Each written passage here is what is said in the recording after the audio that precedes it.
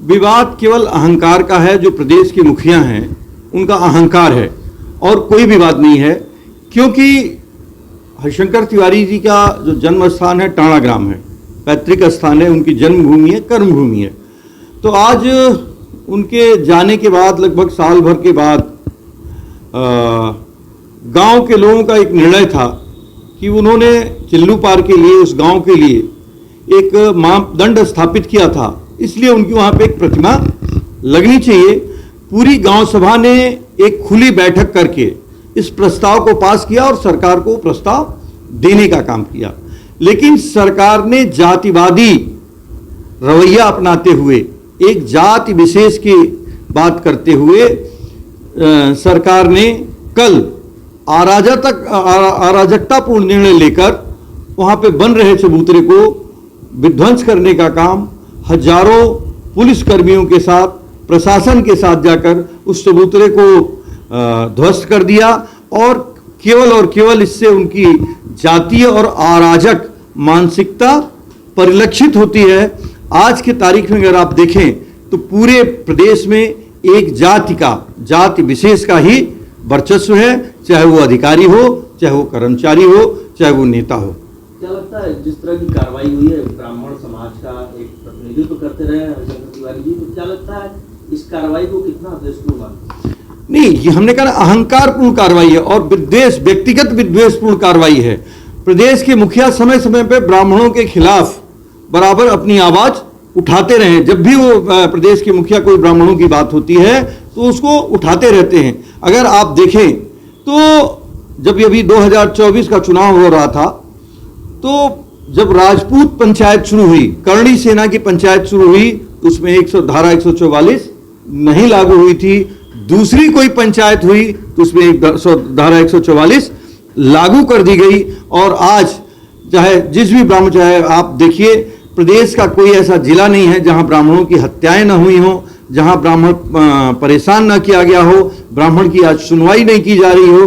चाहे सुल्तानपुर के घनश्याम तिवारी हो, चाहे कानपुर का मामला हो, चाहे देवरिया में 6 ब्राह्मणों की हत्या की मामला हो, चाहे अभी लखनऊ में तात्कालिक मामला हुआ प्रत्युष पांडे को, जिसकी हत्या कर दी गई है, बनथरा थाने में जिसकी हत्या कर दी गई है, जिसमें 4 पुलिसकर्मियों को दंडित करने का भी काम सरकार ने किया है। लेकिन ब्राह्मणों की हत्याएं इस प्रदेश में, इस सरकार में थम नहीं रही हैं। चारों तरफ से प्रदेश सरकार में ब्राह्मणों की हत्याएं करने का काम वर्तमान अराजक सरकार करने का काम कर रही है। कल्याण सरकार में मंत्री रहे और अलग अलग सरकारों में भी कैबिनेट मंत्री रहे, तो क्या कहना?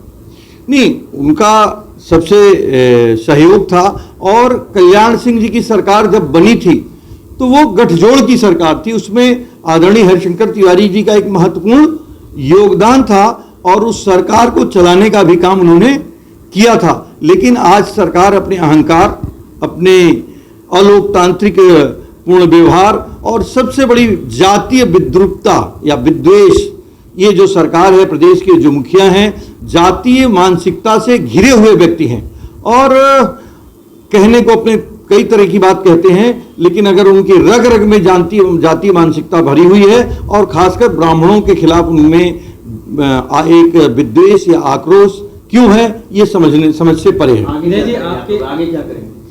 आगे अभी हम लोग मूर्ति स्थापना करने का प्रयास कर रहे हैं। गांव के ही कुछ लोगों ने अपनी जमीन वहां देने का काम किया है, तो 5 तारीख को हम लोग मूर्ति का अनावरण करने का प्रयास करेंगे। आपके मामले में क्या लोग यहाँ के प्रशासन से आपकी बात हुई है? क्या उनका प्रशासन से अगर फोन करिए तो प्रशासन बराबर मीटिंग में रहता है। एसडीएम से बात हुई थी, एसडीएम ने कहा कोई बात नहीं। एडीएम से बात हुई तो उन्होंने कहा नहीं, इस तरह की कोई बात नहीं है। जब कोई चीज अवरुद्ध नहीं हो रही है तो मूर्ति लग सकती है, चूंकि ये एक लंबा प्रोसेस होता है, उससे कोई हिंड्रेंस नहीं है, तो मूर्ति लगनी चाहिए। लेकिन आज की तारीख में मेरे पास उसका कोई रिकॉर्डेड चीज नहीं है।